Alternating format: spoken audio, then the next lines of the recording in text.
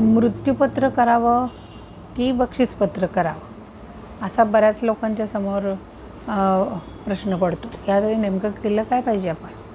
तर आता मृत्यूपत्र म्हणजे काय, तर जसजसे एखादी व्यक्ती म्हातारी होत जाते तसे तो काय म्हणतो की मी जी प्रॉपर्टी स्वतःची मिळवली आहे तर मला ती कुणाकुणाला द्यायची ती आपण लिहून घेऊया किंवा त्याप्रमाणे त्याचं नियोजन करूया.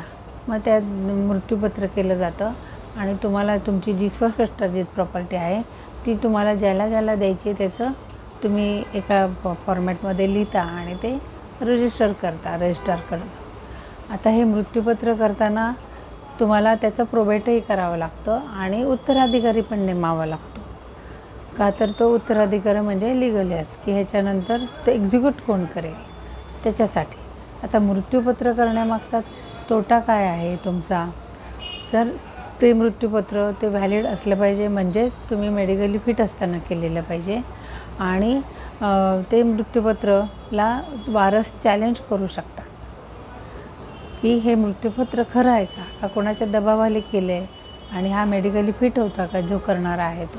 तर ह्या मृत्यूपत्राला चॅलेंज करता येतं, हा त्याचा तोटा आहे.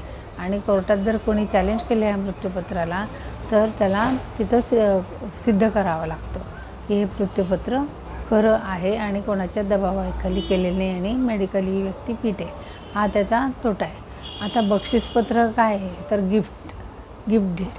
आता हे गिफ्ट डीड काय, तर गिफ्ट डीड जे आहे तर आपण आपली स्वकष्टार्जित प्रॉपर्टी दान करू शकतो दानपत्राद्वारे. आता दानपत्राद्वारे आपण ती प्रॉपर्टी दान करू शकतो आपल्या ज्याला द्यायची त्याला, कारण ती स्वकष्टार्जित प्रॉपर्टी आहे. तुम्ही मुलालाही देऊ शकता किंवा मुलीलाही देऊ शकता किंवा इतर कोणी ते दोघं नसतील तर ज्याला तुम्हाला द्यायचे त्याला. परंतु एकदा बक्षीसपत्राद्वारे प्रॉपर्टी दिली की त्याच्या ताब्यात गेल्यावर ते बक्षीसपत्र केलेल्या तारखेपासून लागू होतं. एकदा त्यांच्या ताब्यात त्या तारखेपासून गेली की जो तुम्ही कोणत्या हेतूने करता की ह्याला सगळं आपण दिलं की हा माझी म्हातारपणी काळजी घेईल किंवा हा माझा पूर्ण व्यवस्थित लक्ष देईल माझ्याकडं.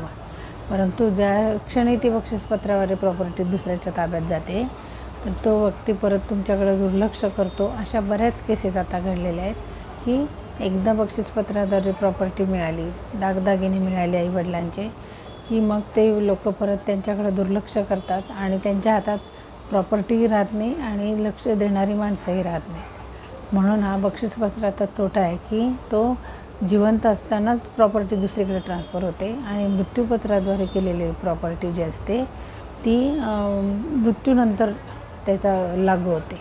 म्हणून मृत्यूपत्र करणं हे योग्य आहे.